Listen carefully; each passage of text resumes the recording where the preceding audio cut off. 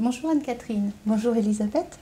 Alors nous nous retrouvons aujourd'hui pour la suite de l'histoire. Oui. Voilà, c'est la fin des études, c'est le Master 2. Oui. Et toujours finalement avec l'appui de la psychanalyse, du contrôle, dans le début aussi du travail. Oui. Voilà. Alors, comment parler de tout ça? Alors oui, voilà, c'est la deuxième, j'ai envie de dire, grosse partie de l'université. C'est le tremplin vers le monde professionnel. Alors, quand je suis en M1 et en M2, je ne sais pas que je vais réussir, si je vais réussir ou pas cet examen. J'ai beaucoup d'inquiétudes dont je parle en contrôle et en analyse. Et puis, c'est la rencontre aussi pendant les stages avec le monde professionnel.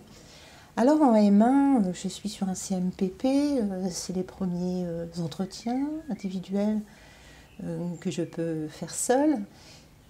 Et je dirais, c'est une première approche. Je suis sur un CMPP assez orienté vers la psychanalyse. Là, j'entends quelque chose que je reconnais, auquel ça vient me faire du bien un petit peu sur ces moments de M1, de master difficiles.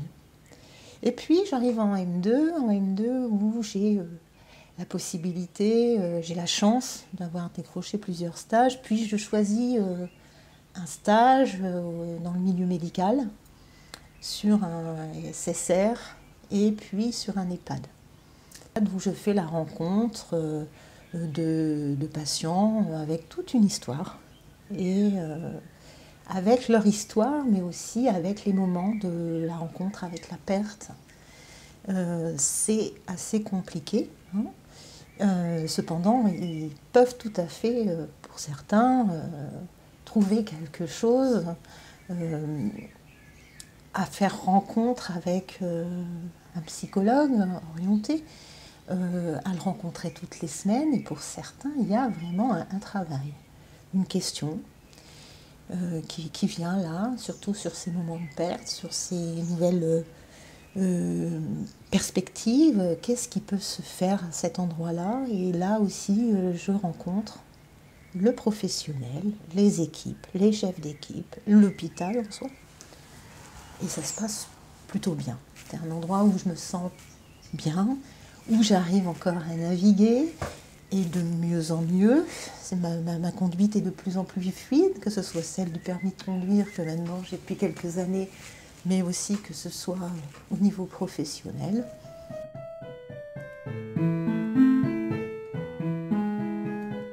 Là, je me souviens un jour en M2 de ma tutrice de stage qui m'avait dit ah non mais écoute, on va pas se voir tout le temps, hein, parce que là, je te donne des responsabilités, je prends une M2, demain, dans 6 mois, tu es professionnel. Et là, je me suis dit, mais j'ai pas le choix.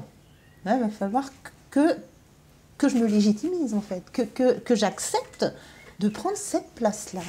Et la place, pour moi, est jamais très facile, puisque souvent, je me sens un peu légitime près de certaines personnes dans ma famille qui ont déjà des diplômes, et qui peuvent me dire bah, tu mangeras des patates toute ta vie si tu fais pas d'études. Mais aussi au niveau professionnel, quand je suis AVS et que je n'ai pas le bac et les autres l'ont, et qu'il le faut surtout. Mais dans plein de choses, il va falloir que je prenne des chemins et que je fasse ce choix-là, que je prenne des actes sur mon chemin. Ces stages ont été très importants, et je vois que vers la fin, notamment avec cette réflexion de ma tutrice, mais je vois que plus ça allait, plus je faisais.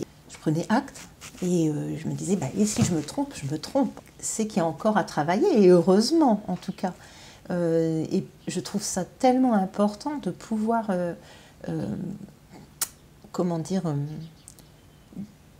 pouvoir mettre en acte ce qu'on apprend, au-delà de l'université. Et là, les stages amènent quelque chose qui va vers le professionnel et qui pour moi, est essentiel. En tout cas, ça se passe plutôt bien, de manière de plus en plus apaisée, j'ai envie de dire, dans le monde du travail. J'arrive en fin d'année scolaire, donc je veux passer la première session parce que pour moi c'est important. Au vu de mon âge, je ne veux pas partir trop tard des études, je veux aussi pouvoir reprendre une vie professionnelle et aussi un petit peu quitter les études. Mais quitter les études, ça veut dire aussi faire seul. Ça veut dire ne plus avoir de tuteur, ça veut dire ne plus avoir de professeur, mais je garde de l'analyse et le contrôle.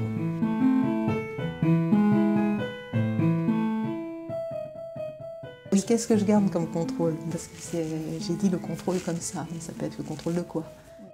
Et de mon côté.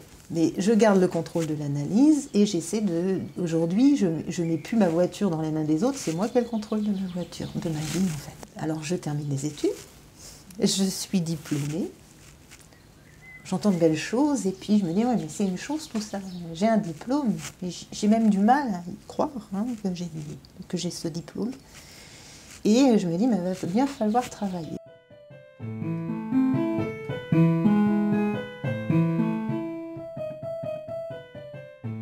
Et donc je travaille, je trouve un premier travail en IME. C'est beaucoup de chemin. Quand je vois d'où c'est parti, où je suis arrivée, le M1 et le M2, cette rencontre avec le professionnel où je rajoute ce que j'ai appris, c'est-à-dire une théorie, une certaine clinique. Bon, il y a beaucoup de lectures aussi. Je peux aussi participer à des journées, des colloques, peut-être parfois être dans l'organisation, mais c'est pour être au plus près, ne pas être que à écouter, être actif dans quelque chose. Il s'agit là encore de contrôler, si j'ai le permis de ma vie, de contrôler un peu ce que je fais. C'est-à-dire ne pas me laisser prendre et puis voilà, faire avec les autres, mais sans être non plus d'y prendre ma part, voilà, d'y être responsable. Et si ça loupe, j'ai plus qu'à, il faut que je revoie ça en tout cas. Et j'ai deux lieux pour ça. J'ai l'analyse, j'ai le contrôle, j'ai ces deux appuis qui sont importants pour moi, oui. Ce qui est important, je peux dire aussi que c'est l'accueil qu'on fait, que les tuteurs et les gens nous font quand ils nous rencontrent en tant que stagiaires. Alors peut-être ça donne une possibilité de bouffer d'oxygène pour les professionnels, de rencontrer des stagiaires. Mais pour moi, qui ai pu de temps en temps avoir plusieurs entretiens pour mes stages, ce qui était important, c'est vraiment le premier moment où je rencontre le professionnel qui va être celui qui va me suivre sur mon stage et l'accueil qu'il peut y faire. Me faire. Si le tuteur fait un choix, la personne qui nous suit fait un choix de nous choisir, nous aussi on a un choix possible à faire. On n'est pas obligé de dire oui. Et là aussi c'est prendre une place.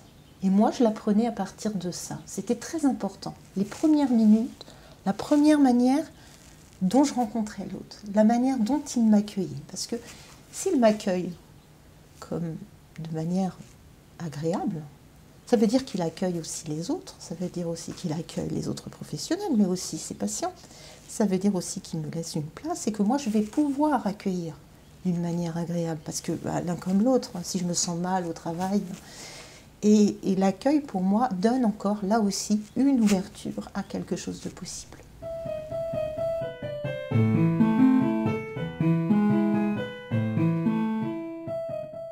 C'était les derniers partiels de Master 2.